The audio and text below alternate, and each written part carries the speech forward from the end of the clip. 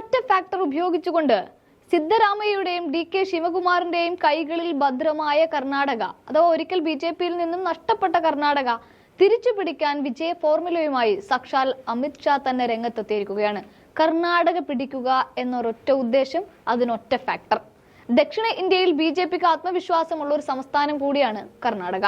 ഇവിടെ ഒരൊറ്റ കാര്യം, ഒരൊറ്റ ഫാക്ടർ മാത്രം ഉപയോഗിച്ചുകൊണ്ടാണ് അമിത് ഷാ സംസ്ഥാനം പിടിക്കാൻ ഒരുങ്ങുന്നത്. അതിനുള്ള നിർദ്ദേശവും കർണാടക BJP-ക്ക് നൽകുകയും ചെയ്തിട്ടുണ്ട്. കർണാടക തിരികെ പിടിക്കുക എന്നത് മാത്രമല്ല, കർണാടക തൂത്തുവാരുക എന്നുള്ളതാണ് അവരുടെ ലക്ഷ്യം.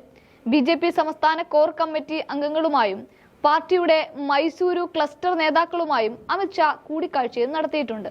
ആ ഒരു ഒറ്റ ഫോർമുല എന്ന് പറയുന്നത് മോദി എന്ന് തന്നെയാണ്. മോദി ഫാക്ടർ, മോദി തരംഗം, അത് മാത്രമാണ്. അത് കൃത്യമായി വിനിയോഗിക്കണമെന്നാണ് അമിത് ഷാ നൽകിയ നിർദ്ദേശം. പ്രധാനമന്ത്രി നരേന്ദ്രമോദിയുടെ ജനപ്രീതി വോട്ടാക്കി മാറ്റി JDS-ഉമായുള്ള പാർട്ടിയുടെ സഖ്യത്തോടെ 28 സീറ്റുകളിലും വിജയിക്കുമെന്ന് ഉറപ്പാക്കണമെന്നാണ് നിർദ്ദേശം നൽകിയിരിക്കുന്നത്. അതേസമയം തന്നെ സ്ഥാനാർത്ഥി നിർണയം സംബന്ധിച്ച് ഒരു ചർച്ചയും നടന്നിട്ടില്ല എന്നുമുണ്ട്. ഇനി JDS-ഉമായി സീറ്റ് പങ്കിടൽ വ്യവസ്ഥകൾ ഡൽഹി തലത്തിൽ തീരുമാനിക്കുമെന്നാണ് കർണാടക BJP യൂണിറ്റ് അധ്യക്ഷൻ BY വിജയേന്ദ്ര പറയുന്നത്. മൈസൂരു, മാണ്ഡ്യ, ഹാസൻ, ചാമരാജനഗർ ലോക്സഭാ മണ്ഡലങ്ങൾ ഉൾക്കൊള്ളുന്നതാണ് പാർട്ടിയുടെ മൈസൂരു ക്ലസ്റ്റർ എന്ന് പറയുന്നത്. ഇതുകൂടാതെ ഓരോരോ ബൂത്തിലും 10% വോട്ട് വർദ്ധിപ്പിക്കുക എന്നതും BJP കണക്ക് കൂട്ടുന്നുണ്ട്. വെറുതെ ജയിക്കുകയല്ല, പാട്ടും പാടി തന്നെ ജയിക്കണമെന്നാണ് BJP സ്വപ്നം കാണുന്നതും വിഭാവന ചെയ്യുന്നതും.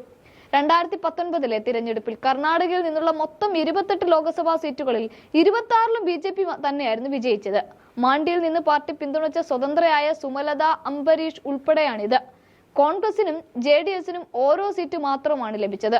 ഇപ്പോൾ BJP-യുമായി സഖ്യത്തിൽ ഏർപ്പെട്ടിരിക്കുന്ന JDS അന്ന് കോൺഗ്രസുമായി ചേർന്നാണ് ലോക്സഭാ തെരഞ്ഞെടുപ്പിൽ മത്സരിച്ചത്.